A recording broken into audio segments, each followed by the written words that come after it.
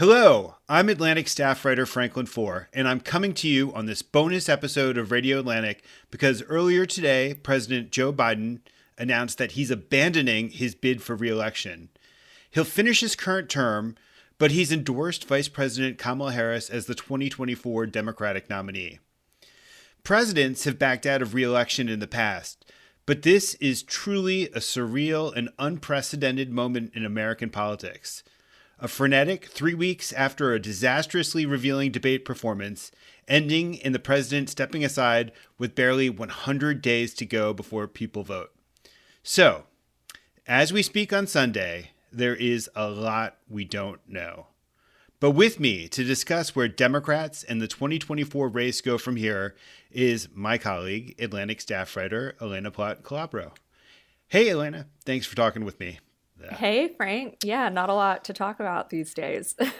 God, day from hell for political journalists. The Sunday bomb drops and off we go. So let's just start at the very beginning, Elena. What do we know about this decision from Biden? The reporting that's come out that I've seen since the decision has been pretty remarkable, which I sort of was clued into with the fact that about 10 minutes after he made his announcement, I received in my inbox a Biden-Harris fundraising solicitation, which I think just kind of reinforced that this decision was not something that was planned days in advance, for example. This was not something he and his team were drafting, 5 days ago or whatnot. The New York Times, I think, reported that as late as last night, a Democratic delegate was receiving calls from Biden aides about wanting this delegate to stress their support publicly. So I think this was something that caught a lot of people, even within the White House, off guard, and has gone to show, I think, sort of the futility of a lot of these roundtables we've seen the past couple of weeks of, what is Biden going to do? When is he going to do it? This has always been just about him and his innermost circle and the precise moment that they made a decision.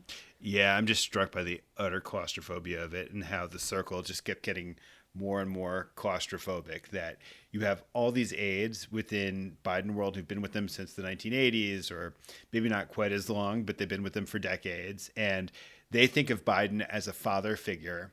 But a lot of them started to get frozen out for various reasons. And then so you were stuck with the people who were basically just reinforcing what Biden himself wanted to hear, which is that Biden desperately wanted to hear that he is an indispensable man who's got to run, has got to slay Donald Trump for a whole variety of reasons. And it ended up being his family itself, which became the inner circle. And then you have Biden stuck with COVID out in Rehoboth Beach as he's making this decision, where he's literally, not just metaphorically, isolating himself. And he arrives at this lonely decision at this incredibly lonely moment where he's got no choice but to give up this mantle that he desperately wants to cling on to Kamala Harris, who's somebody he doesn't especially care for as a successor.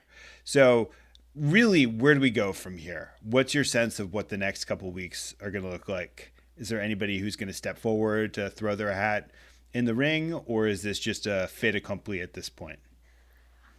I think hearkening back to just everything about the past 3 weeks in American politics, I would hesitate to call anything a given at this point. But of course, what you did see quite immediately after Joe Biden endorsed Kamala Harris as the nominee, you had the Congressional Black Caucus come out. You had several progressive members, the Congressional Hispanic Caucus, a lot of people lining up rather quickly behind Kamala Harris, Bill Clinton and Hillary Clinton. President Obama notably came out with a statement that seemed to endorse an open convention process. So what does that mean? Does it mean that their support was lined up in advance, or that they'd just been thinking about these decisions for so long because Biden had been twisting in the wind so long that they had internally arrived at a moment where they knew they were going to do this when the moment came? I think that's a great question. And based on my reporting, a lot of members were prepared for that possibility. So in a recent piece, I spoke to several members of Congress, especially within the Congressional Black Caucus, who made quite clear to me that Kamala Harris would be the person they endorsed as the nominee. So when she tweeted herself about what was about to happen, she said that she wanted to earn the nomination. She believed that she could win it, but it needed to be earned. How do you interpret her use of that phrase? I mean, I think a lot of it is just politicians speak. I think that she and her team at this point are just very prepared to have the nomination. I frankly don't know what the mechanics of a Democratic National Convention would look like in terms of it actually seeming like Kamala Harris, quote unquote, earned this nomination if there's not somebody who puts their hat in the ring and the rules are opened up to let this person actually have it out, as it were. So Kamala Harris, you profiled her. You were one of the few magazine writers in America to have any bit of sustained access, and you have, real insights into the way in which her brain works. So let's just talk about her as a political persona and the woman who is about to step into the ring to go toe to toe with Donald Trump. Do you think that she has a good sense at this stage of what her persona is going to be as a politician headed into the home stretch of this election, where she's done basically nothing to lay the predicate for what's to come about herself? Ironically, as insane as this moment feels and is in a lot of ways, and would be for any candidate having to take on the mantle of a party's, nomination 3 months in advance of the election, I actually think this is where a politician like Kamala Harris is best positioned to thrive. And why do I say that? Let's think back to her presidential primary bid in 2020, which was just an absolute disaster. She was somebody who never quite landed on a story about herself, her vision for the American people. And it was why in the first months of her vice presidency, every kind of catastrophic interview that she did, specifically the Lester Holt one, it really filled a vacuum because Americans did not have a sense of who she was as a person, what her agenda was. And for that reason, any, missteps she made within that first year, and there were many, came to have a definitive quality to her. But what I think this moment where she is perhaps better positioned than anyone else is that 3 months out from the election, the mandate is not necessarily to sell Americans on a story about yourself. It's to sell Americans on a story about the candidate you're trying to beat.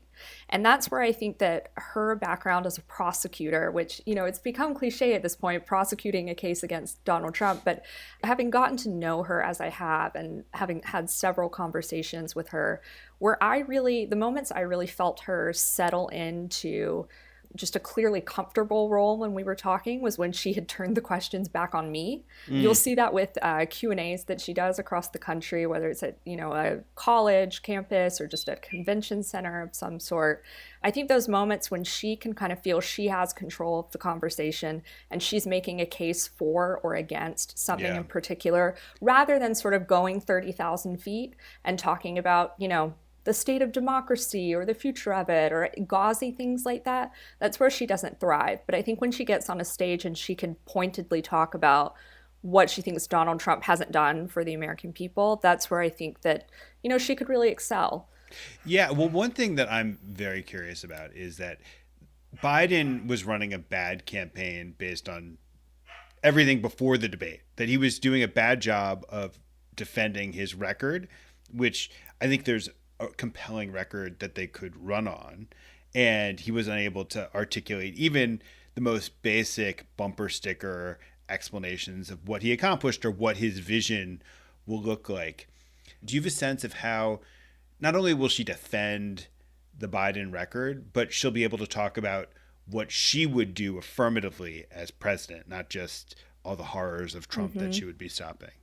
So for one, she will actually be able to be in the arena to do that in a way that he has just not been. I think it's important, when I would talk to Republicans really before this campaign got underway, one reason they felt so optimistic was that they, in their view, 2020 for Joe Biden was a campaign by Zoom, essentially, which is really what in Senate races, what a lot of candidates had to do with the COVID restrictions and whatnot. But they felt that because of that, Americans hadn't really seen what a real Joe Biden campaign could or should look like.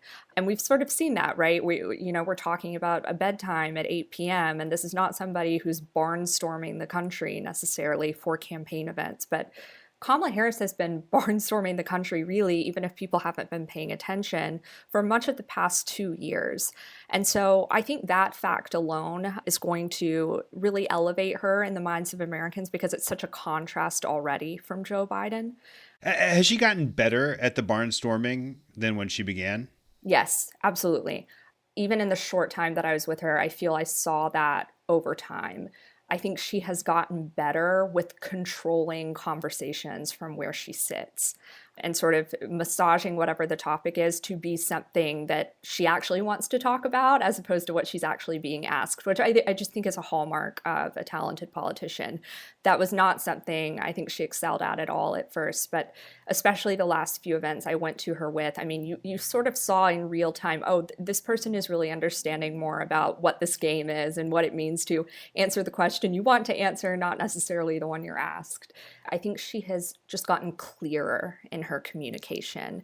I think she does not get lost in the weeds as much. You know, if you look at some of her earlier campaigns, like when she was running for DA of San Francisco, she had a much better sense of the immediate impact of the work she was doing.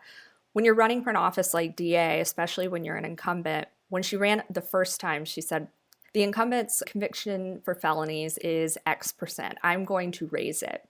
And she did do that as a prosecutor. She did that successfully.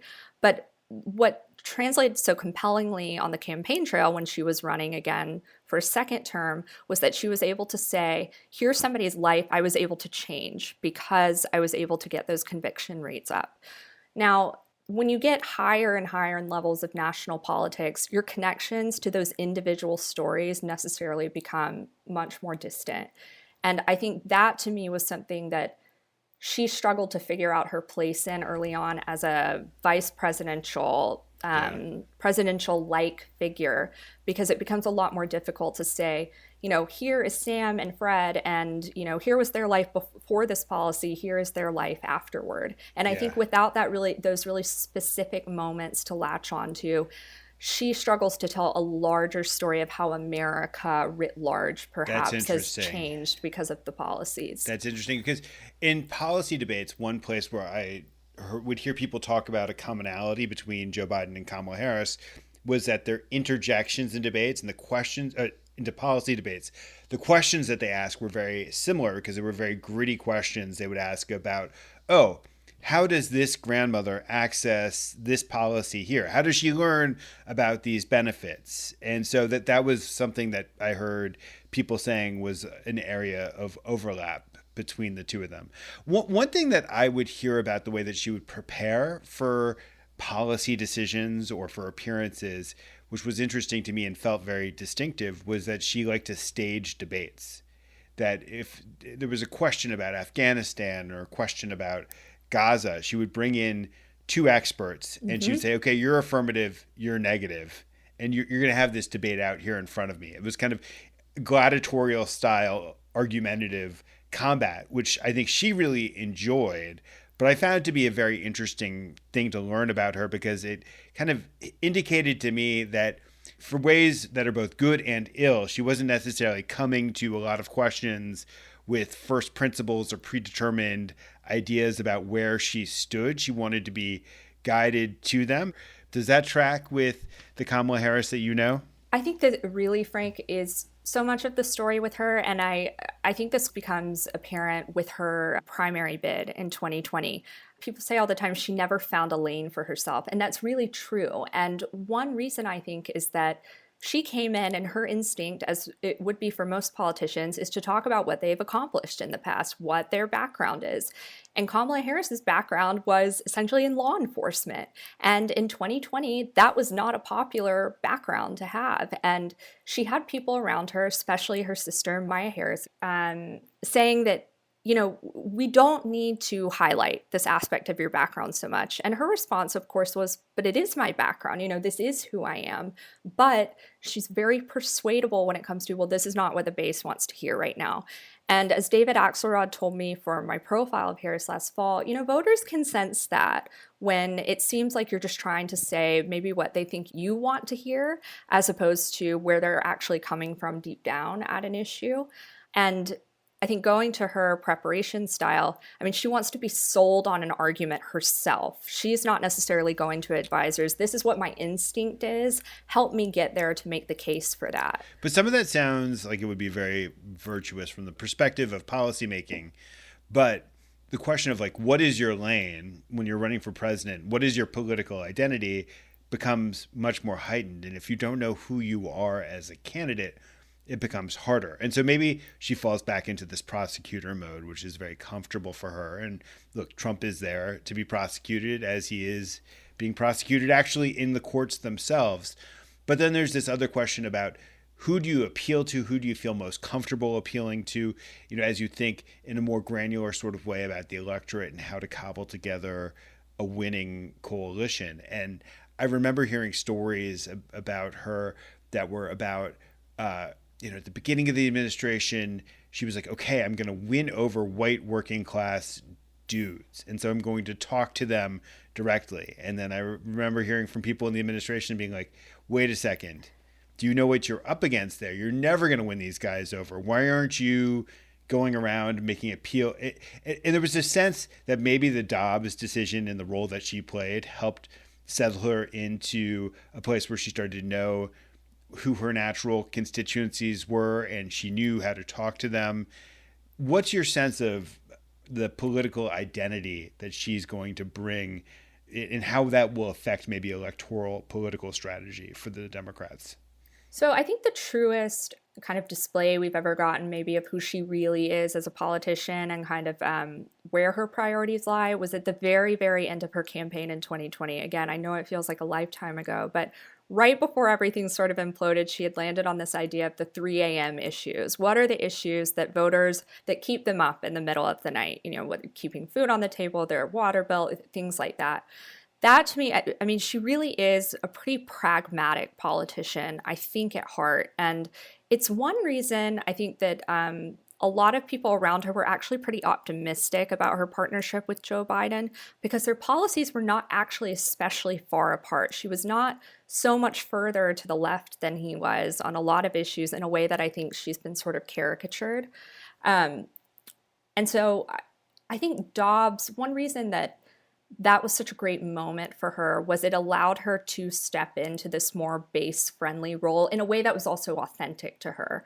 Reproductive rights, these are important issues to her. This is not something where she is speaking in a way that she just thinks will kind of help curry favor with the base. It is actually authentic to how she feels. And so you did have sort of this kind of perfect confluence of a lane for, an appeal to those sort of voters, but also an issue that was actually true to what she felt comfortable talking about, if that makes sense. It does make sense. It does make sense. All right. So there's one question that I would struggle to come up with a very good answer for. And I don't know if she can come up with a good answer for, which is, it's often posed like, what have you accomplished as vice president? What has Kamala Harris done as vice president successfully and independently other than the Dobbs work that she's done, which is important? So I have a lead into this, Frank, and I'd be especially interested to hear your take on it. I think I have talked to you about this before, but I think one major failure of Joe Biden in these past 4 years has been his inability to really set Kamala Harris up for success. And one reason I identify that as such a particular failure, a lot of people will come back to me and say, well, what other past president has tried to do that for his vice president? Well, not especially many, but not a lot of presidents have gone in before and specifically said, I am a transitional candidate. I am a bridge builder. I am setting up to be, a handoff essentially as a president. He's never really done that for Kamala Harris. And, let's look at the very first issue that she was saddled with and the way it came about. There was no great vision for her vice presidency from either of them going into it. And then you have early in the administration, she's sitting in a meeting with Joe Biden, Ron Klain, his then chief of staff, other advisors, and they're talking about these so-called root causes of the border crisis. So issues like poverty and violence in Central American countries that cause migrants to flee north to begin with. And Joe Biden's listening to Kamala Harris offer suggestions for, helping with those structural issues. And he says, oh, these are pretty good. Why don't you take this on? And she's sort of just awkwardly, well, yes, Mr. President. And then, and Ron Klain is telling me this, that after the meeting, she approaches him and says, I'm honored to be asked, but I kind of put those out there so somebody else could be thinking about them, not as something that I should take on. And here's, I think, the disconnect between maybe a Biden and a president who is really thinking seriously about positioning his VP for success. Biden saw it as, a show of respect. That was hit in his issue portfolio when he was vice president for Barack Obama. And so in his calculation, it's, well, this is a show of confidence that I have in you, that I would give you this issue that I myself took on. But it's totally divorced from, is this actually a way to get Kamala Harris a win early in her vice presidency when, a lot of people are looking to see what kind of leader she will be. At the end of the first year, Kamala Harris will have solved El Salvador. The metrics just don't make sense at all. Then, of course, right after that, it was voting rights, which was an issue she wanted. But that was, again, the strategy never made sense to a lot of people because absent getting rid of the filibuster, a voting rights bill was never getting on Joe Biden's desk. And by the way, they didn't actually want to give her the voting rights issue. She had to fight. Really lobby for it. Yes, exactly. I think that this is, you're getting at a couple big problems. The first is that Joe Biden, I don't think ever actually really believed that he was the bridge. Exactly. I think that that's clearly, the upshot here. Yeah. And then secondly, his whole framework for understanding the vice presidency was his historic personal experience of the vice presidency. And so he was avoiding replicating what he thought were the slights that Obama inflicted upon him. And so ostensibly he thought he was treating her with great respect, but really he wasn't giving her any meaningful chunks of policy where she was set up to be successful. There was not really any mentoring that actually went on, and just this sense that she was going to tag along. A lot of it at the beginning of the presidency, she was tagging along. It was COVID. They were stuck in the White House. It was hard to travel. She would come to meetings. He would run the meetings in his Joe Biden type way. She would chime in with questions that kind of mirrored the type of questions that Joe Biden himself would ask in meetings. And I'm sure that actually was an important learning and growth opportunity for her. But it didn't leave her with this long list of accomplishments that she could point to where I went off and I did A, B, and C things that showed my ability to govern. And so, a few more things about that. One is that it was not just Joe Biden. So other than his chief of staff at the time, Ron Klain, she also didn't have a lot of, huge champions in the West Wing itself. So you didn't have a ton of people saying to Joe Biden, hey, we should be doing a little bit more work to sort of promote her and showcase the work that she is doing, that she could be doing. That started to change a bit, I think, when you saw him tap her to be the U.S. representative at the Munich Security Conference, which is also, as you know, something that he did as vice president and took very, very seriously. And that was in the run-up to the Ukraine war, where she actually, it was a very pivotal moment. And she met with Zelensky there, and her advisors are telling me they thought it would be the last time she ever saw him. It was a hugely, watershed moment when it came to just those, moments right before the war broke out. And she's continued to serve in a pretty impressive capacity in a diplomatic sense.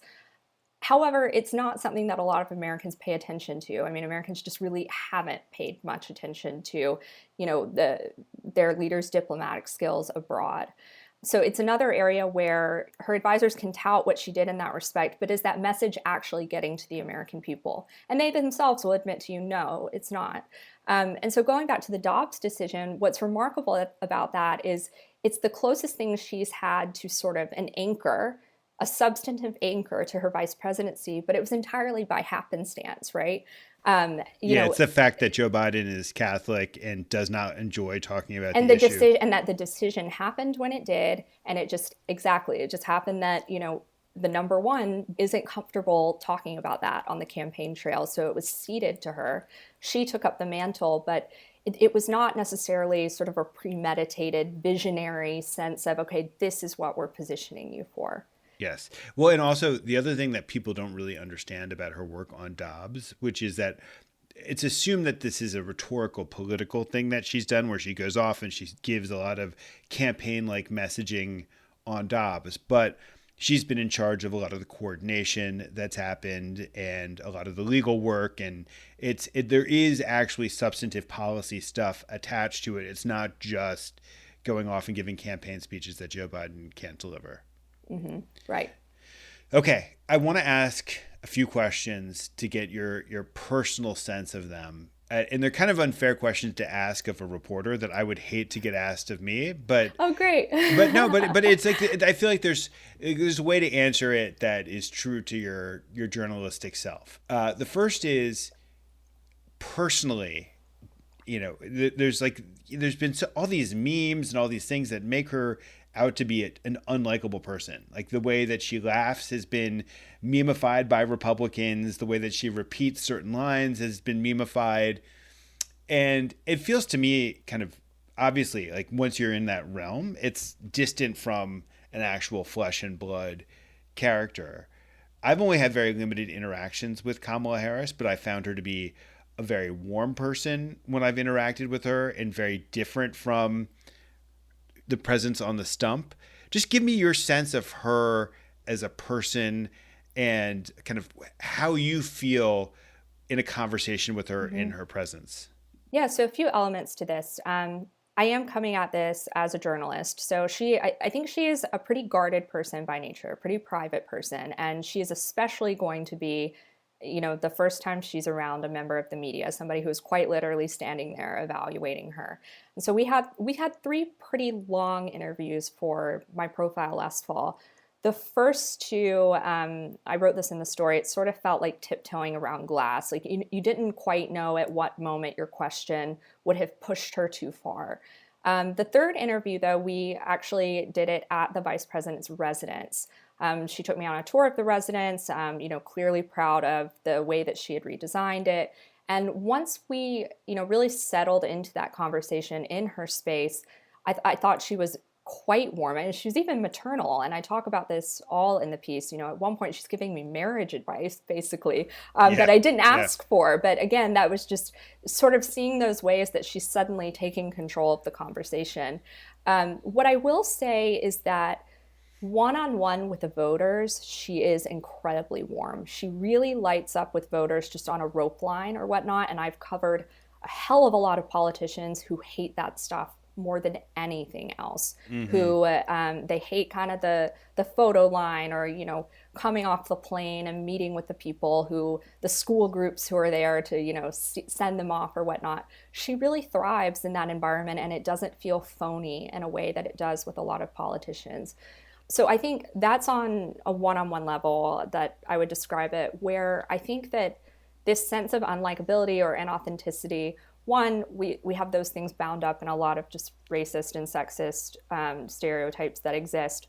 Putting those aside, though, what I learned covering her is when she gets on stage, she actually gets quite nervous. When you are up close with her and she is on stage, you can hear at first her voice quivering.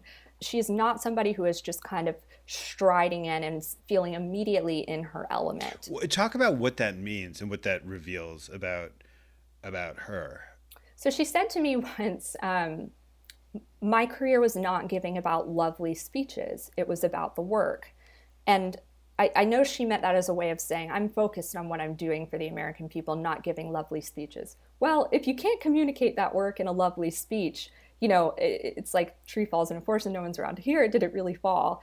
So especially at her level, lovely speeches is really a lot of the ball game. Yeah, what I'm just now flashing forward to her convention speech, like the biggest speech she's going to give in her life, where she's going to have to really introduce herself to the American people in prime time and make this case. Do you see her seizing up in that moment, or do you think that she'll come closer to delivering? I think she'll come closer to delivering because I don't think she will feel as defensive as I think she often does, especially because her first year and a half, really, of her vice presidency just really did go so poorly. I mean, her favorability ratings were the lowest that NBC had recorded of any vice president in the history of the poll. And what I sensed was that she would get up there and she felt like she was trying to prove something, which is just never really a great headspace to be in a setting like that. But I think that, and what you saw, especially after Joe Biden's poor debate performance, people suddenly looking at her saying, where has this Kamala Harris been? Is you saw a politician on the offense. And I think in a way that really excites her and motivates her. I think in a way that makes her feel like she's maybe in a courtroom again. So I'd be hesitant to say that, or predict that her convention speech could mirror a lot of other big speeches I've seen her give in the past, just because I don't think she's in the moment really feeling as defensive about herself anymore. All right. So one obvious thing we need to hash through is if Harris manages to be the nominee, which we think that she will be, who does she pick to be her Kamala Harris? Who would her vice presidential nominee be? So, just in the past few hours, calling and texting with Democratic strategists and outside advisors to the White House. I mean, to this clear disclaimer that nobody knows at all at this point. People are mentioning North Carolina Governor Roy Cooper because she has been spending quite a bit of time with him just on the trail in the past week or so. But also you have names like Governor Josh Shapiro of Pennsylvania, Governor Gretchen Whitmer of Michigan. So it's a lot of kind of the more moderate cut of Democratic executive, I think, is the consistent theme of the names that you'll hear. But you know what, Frank, at this point, like I just don't know. I don't think anybody knows anything. Okay. We'll submit to that humble answer and leave it there. One last question. There was clearly a whole campaign apparatus, a whole set of messaging that the Republicans had developed to demolish Joe Biden. And it was pretty effective, I think we need to say, and Joe Biden let it be effective. So there's talk that they've got all these plans on the shelves for attacking Harris. What's your sense of what the main lines of attack against her would be from the Republicans? So I will say that even though, I mean, obviously their campaign apparatus has been oriented around Joe Biden as the Democratic nominee, they haven't been caught flat-footed, apparently, by Kamala Harris standing in for him, or the idea that she almost certainly will. You saw that Trump's super PAC immediately dropped an ad. I mean, within minutes of Joe Biden coming out saying that he endorsed Kamala Harris, an ad out attacking her and specifically calling her the border czar. And trying to sort of misrepresent what her job actually was when it came to the border and saddling her specifically with responsibility for the border crisis. So I think you'll see a lot of attack lines like that continue. But obviously at this point, because she is somebody who can be on the campaign trail and be a lot more nimble in her response to those attacks, I just think the Trump campaign is going to have a lot harder time.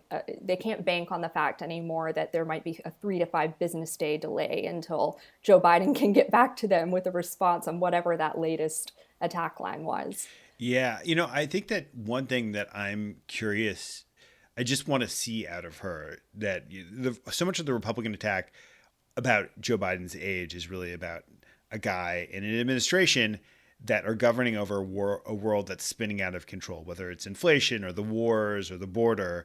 It's things are spinning out of control. He's too old to be able to exert control. That's why we need strength. That's why we need, and I think that her prosecutorial style projects a certain amount of strength, but whether voters buy that, whether it's she's able to package herself in a way that counters that line of attack, which I think will still be pretty potent if she's not able to demonstrate that. Mm-hmm, absolutely. It's such a great point. It's not even the communication, but to what extent has her posturing in the past 4 years just been emblematic of Biden's? And to what extent might we see something a bit more independent emerge in the coming months? And as the proverbial political reporting ending says, only time will tell. We shall see. It all comes down to turnout. It all comes down to turnout. Turnout in time. Yeah. Okay. So thanks so much for talking. Always so much fun to kibitz with you about politics. You too, Frank. Thanks so much for having me. This episode was produced by Kevin Townsend and edited by executive producer Claudine Abade. Andrea Valdez is our managing editor, and Hannah Rosen is the host of Radio Atlantic. I'm Franklin Foer. Thanks for listening.